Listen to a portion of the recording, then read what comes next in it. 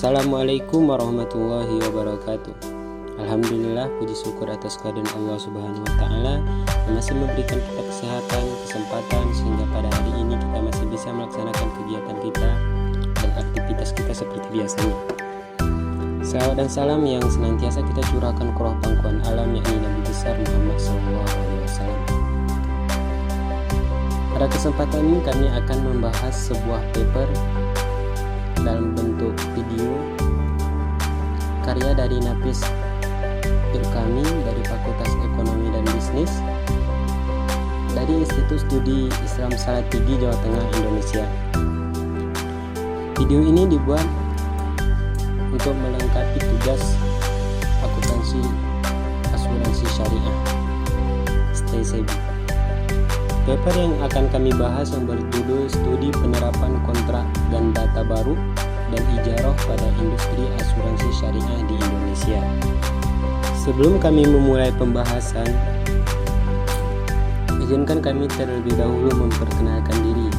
Perkenalkan, nama saya Mudawali. Kemudian teman saya yang bernama Resti Fauzia, dan satu lagi bernama Dulu Nuzulul Latifah. Baiklah, saya akan masuk pada pembahasan yang pertama, yaitu tentang sejarah asuransi syariah. Asuransi mulai diterapkan oleh komunitas perdagangan di Mesopotamia sekitar 4000 sebelum Masehi. Namun, konon pertama ditemukan dalam buku Laws of Hammurabi of Babylon sekitar 2100 sebelum Masehi. Dalam sejarah lore, orang Romawi mengembangkan ide untuk membuat kesepakatan asuransi kelautan di abad ke-12. Selanjutnya menyebar di beberapa wilayah Eropa pada abad ke-14. Asuransi kebakaran didirikan di London pada tahun 1680 akibat dari kebakaran hebat di London pada tahun 1666 yang menelan lebih dari 13.000 rumah dan sekitar 100 gereja. Kemudian pada abad ke-18 perusahaan asuransi kebakaran kemudian didirikan di negara lain seperti Perancis dan Belgia di benua Eropa. Kemudian pada abad ke-19 asuransi jiwa muncul di Amerika. Itu diterima secara luas dan dikembangkan lebih lanjut pada abad ke-20.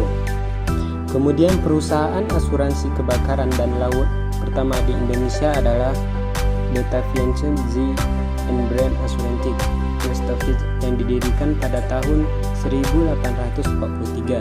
Dalam perusahaan asuransi jiwa bumi Putra didirikan pada tahun 1912 sebagai usaha pribumi. Selanjutnya perkembangan asuransi di abad ke-18 didorong oleh kemajuan matematika yang menjadi dasar modal praktis asuransi. Perusahaan asuransi terkemuka di barat mulai menawarkan produknya di tanah otonom, di mana Muslim memanfaatkannya dalam hubungan perdagangan dengan Eropa. Dengan berkembangnya ekonomi, industri, dan perdagangan mendorong perusahaan asuransi berkembang pesat. Hal tersebut dibuktikan dengan banyaknya perusahaan asuransi baru yang berlomba-lomba menjanjikan perlindungan terhadap suatu risiko. Secara kelembagaan, perkembangan asuransi syariah global ditandai dengan hadirnya perusahaan asuransi syariah di berbagai belahan dunia, antara lain Sendasi Islamic Insurance pada tahun 1979, Islamic Arab Insurance pada 1979, kemudian Dar Al-Ma'al Al-Islami pada tahun 1981, kemudian Islamic Takaful Company pada tahun 1985, kemudian Islamic Takaful and Real Takaful Company itu pada tahun 1983. Kemudian ada Islami Bahrain itu pada tahun 1983, kemudian Takaful Malaysia itu pada 1985. Perkembangan tersebut kemudian mendorong para ulama dan praktisi ekonomi Islam di Indonesia untuk mengembangkan asuransi berdasarkan prinsip syariah pada tahun 1994. Departemen Keuangan Indonesia mengesahkan program asuransi jiwa syariah yang pertama, yaitu pada PT Asuransi Takaful Keluarga. Selanjutnya akan dibahas oleh teman saya, yaitu Angkat Tabaru. Akad tabaru menurut DSN MUI nomor 53 adalah segala bentuk akad yang dilakukan dalam bentuk hibah dengan tujuan untuk kemurahan hati dan saling membantu. Dalam DSN MUI nomor 53 juga mengatur tentang penerapan akad tabaru dalam usaha asuransi syariah. Pengelolaan dana tabaru harus mengikuti ketentuan. Ketentuannya yaitu 1. Perhitungan dana tabaru harus terpisah dari dana tijaroh. 2. Hasil tabaru investasi menjadi hak kolektif seperti dalam Fatwa MUI nomor 53 juga mengatur tentang penerapan akad tabaru dalam usaha asuransi syariah. Pengelolaan dana tabaru harus mengikuti ketentuan-ketentuan berikut. Ketentuannya ialah 1. Penghitungan dana tabaru harus terpisah dari dana tijaroh. 2. Hasil dana tabaru menjadi hak kolektif peserta dan harus dicatat dalam tabaru rekening. 3. Perusahaan perasuransian mendapat bagian dari keuntungan investasi berdasarkan musyawarah, mudorobah atau memperoleh ujroh, imbalan berdasarkan wakalah bil ujroh. Akad tijaroh. Tijaroh adalah kesepakatan kedua belah pihak yang selanjutnya akan menjadi aturan dasar untuk semua hal yang berlaku. Akad ini telah diperkenalkan oleh industri asuransi syariah di Indonesia agar sesuai dengan ketentuan syariah.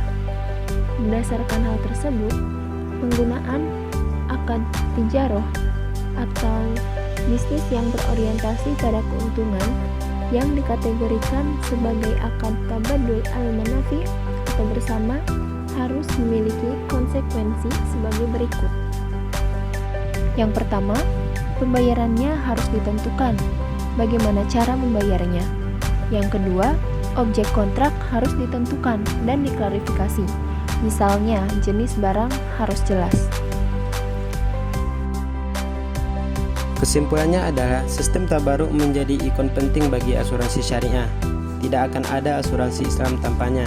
Ini akan meringankan semua masalah yang dituduhkan pada transaksi asuransi, seperti gharar, aisir, dan muqamarah. Kontrak berorientasi satu arah ini itu tidak membutuhkan imbalan, pengembalian apapun, atau persetujuan dari pihak lain dalam kontrak. Jadi secara umum permasalahan hukum terkait penyelenggaraan asuransi syariah dipicu oleh percampuran dua akad, yaitu akad tabaruk dan tijarah yang berbeda. Penerapan tijarah, prinsip ini didasarkan pada bagi hasil dan kerugian. Syariah perusahaan asuransi serta praktik perbankan syariah lainnya dan lembaga keuangan syariah lainnya di Indonesia masih berperan sebagai moderator. Kemudian masalah lain dari tijarah yaitu penerapan pada takaful. Sistem di Indonesia adalah penerapan wakalah bil ujroh. Persoalan hukum tentang wakalah akadnya relevan dengan tabaruk. Dalam hal ini asuransi syariah berperan sebagai pihak yang dipercaya oleh seluruh partisipasi untuk mengelola kegiatan risk sharing. Sebagai pengelola, mereka berhak atas ujroh. Masalah lain yang ditemukan dalam penelitian ini adalah posisi ganda mereka pada wakalah bil ujroh dari tijarah dan tabaruk pertunangan. Mungkin inilah yang dapat kami sampaikan atas pembahasan tentang paper ini. Wassalamualaikum warahmatullahi wabarakatuh.